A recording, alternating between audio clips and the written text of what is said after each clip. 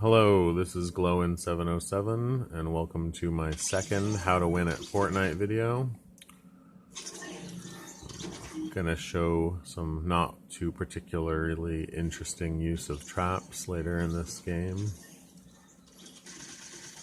This is How to Win at Fortnite solo mode.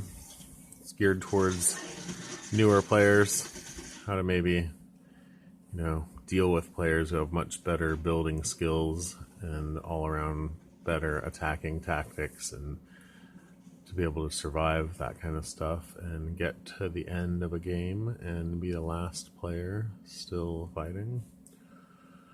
I'm going to try to explain some of the tips or some of the tactics that I use when starting out in a solo match.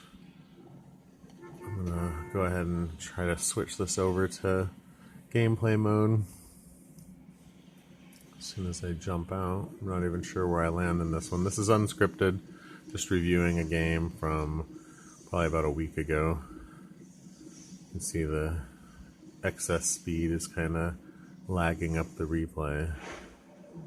It's down to double speed, and it looks like I'm gonna land Happy Hamlet.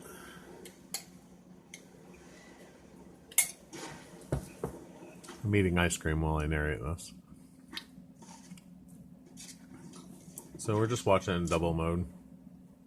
Apparently I just drank a slurp, I believe, which I wouldn't necessarily do at the beginning of a game.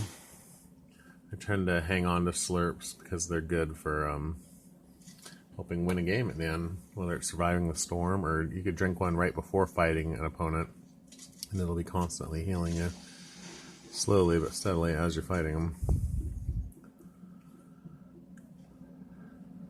So I think this is a 5-kill victory, and some of them are really passive kills. I guess I'm kind of pressing this guy a little more than typical for me.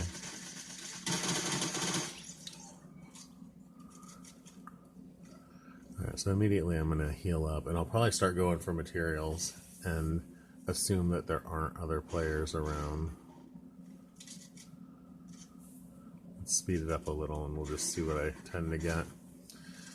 Blue AR, will probably keep it to the end of the game. I think I have a TAC SMG. You're going to see that I'm going to gather a ton of materials in solo mode because I'm trying to get the win. There's no guarantee I'm going to run into very many other players.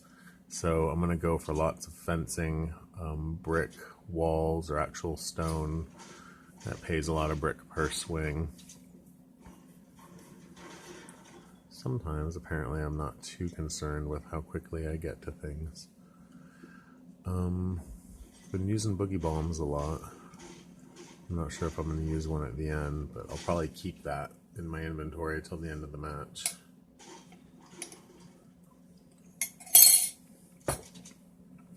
Even some of the best players can fall victim to a boogie bomb, especially if they're assuming that, if you're a very low-level player, they might try to just rush you a little too quickly.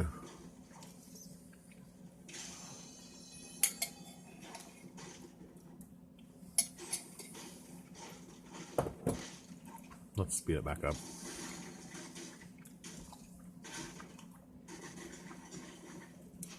Clearly going for trees. I'm looking for more items like those junk rifts I just got and grenades. I tend to consider them weapons that even the best players can't really defend against. Almost anybody can defend against RPG or even a grenade launcher. The grenades themselves, the hand grenades, are a little bit sneakier because they don't hear them till they've bounced right next to them and they're going to start going off. You can really give somebody the doper rope by throwing a barrage of hand grenades. If you're not familiar, the doper rope is a famous boxing tactic where once you have your opponent against the ropes, you just kind of keep them pinned there and lay into them. Even if they're blocking your punches, you're not really giving them an option to move or to fight back. And that's kind of exactly what grenades do in the game.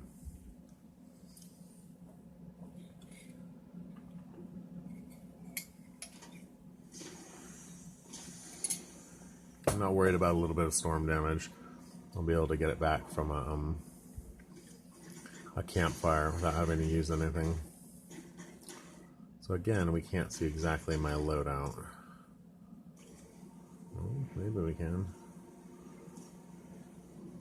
Nope. Something I was going to have to work on checking in the game. If I take a pause and show the loadout, will the viewers of a replay be able to get to see the loadout also? So if I continue to make videos, I'm probably going to resort to dropping my entire loadout at the end of a match so you can see exactly what I was carrying.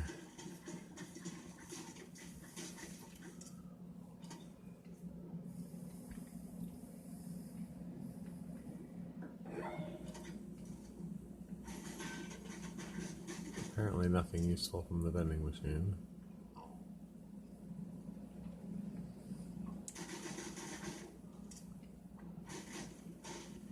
So one key element is to not take these trees down all the way, because if you fell the tree, somebody could see it from a very far distance, and that could compromise everything that you're trying to achieve, which is basically to stealthily get to the end of the game.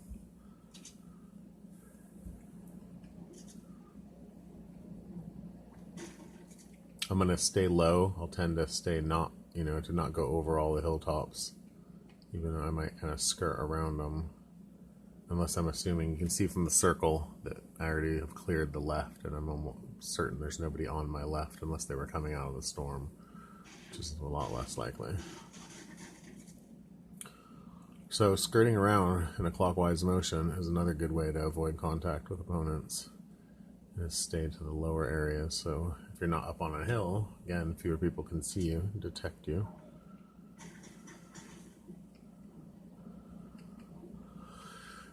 So I think I was aware that there were people leaving Gotham in one way or another. Either I'd seen gunshots or maybe I'd heard footsteps, so I knew it was a risk to get this, but they say who dares wins, so I'll check the chest, and apparently I'm full of grenades, or I would have taken those others. I might have actually used that to max out and get a 10th grenade, because the grenades come in groups of 3. I'm not afraid to use the most obscure bushes or plants in the game to pause for a moment to check around. And you'll see this is a general tactic for me, trap certain areas, especially if you can see the mini-map. This is the middle of the end of the game, and I've already gone ahead and trapped it, which is a huge advantage. So you can see on the mini-map, people are dancing around fighting. 9 players left total, so there's 8 others.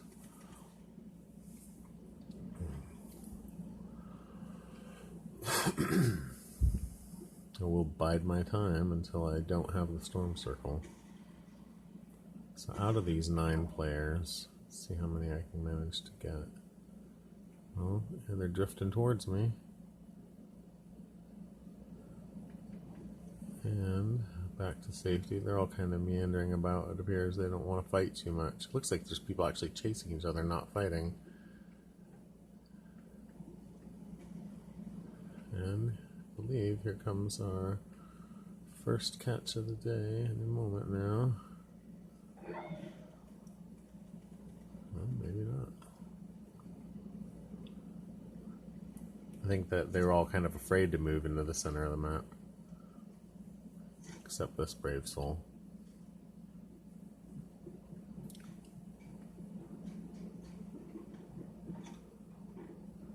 I can already hear him in the building. I believe he jumps down on my right and enters. He might come down the stairs. I can't remember. It's not good though.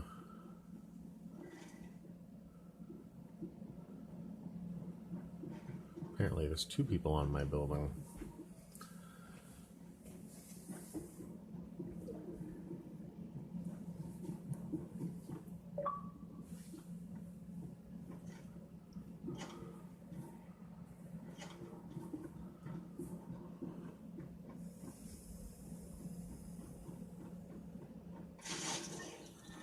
That's 1.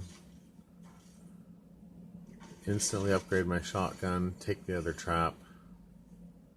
I think I'm going to probably drop some stuff and then go get the rest. I'm not certain.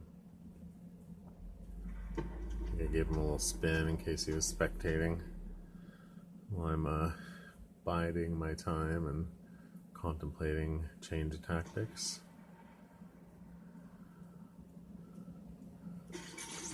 Decided to go ahead and trap the next door and go up and trap the upstairs, I believe. Seems that guy has graciously supplied me with additional traps. Now I'm concerned that this stockpile of stuff out here is going to kind of interfere with this trap. Somebody might see it and realize this wasn't a safe area to be in. Or at least I'm going to move something out of the way a little bit.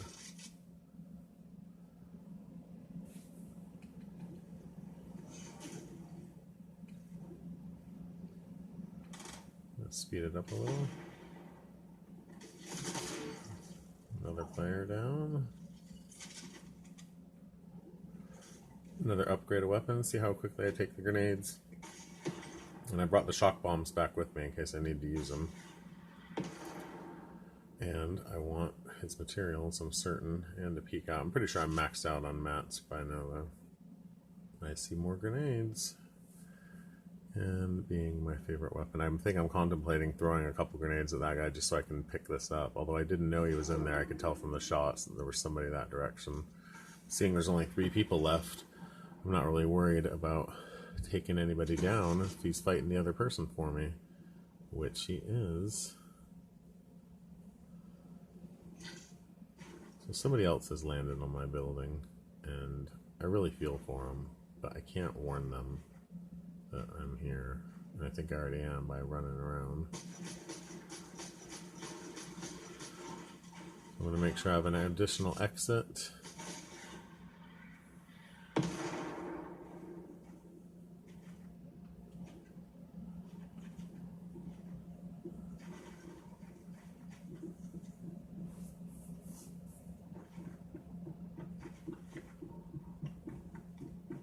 And he didn't hit my trap. Oh, no, he did hit my trap.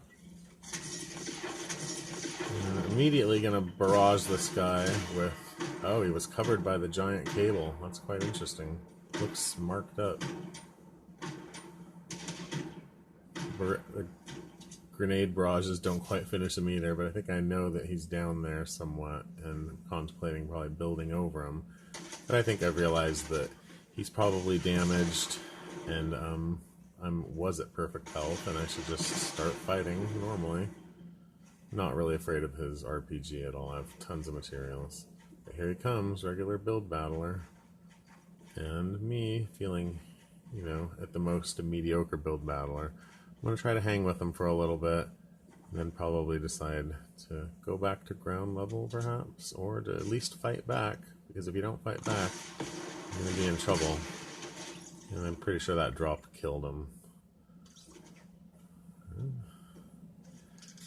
This is Glowin707. I hope maybe you got a little bit of encouragement to win your first Victory Royale. Remember, don't be afraid to bush camp, stair camp.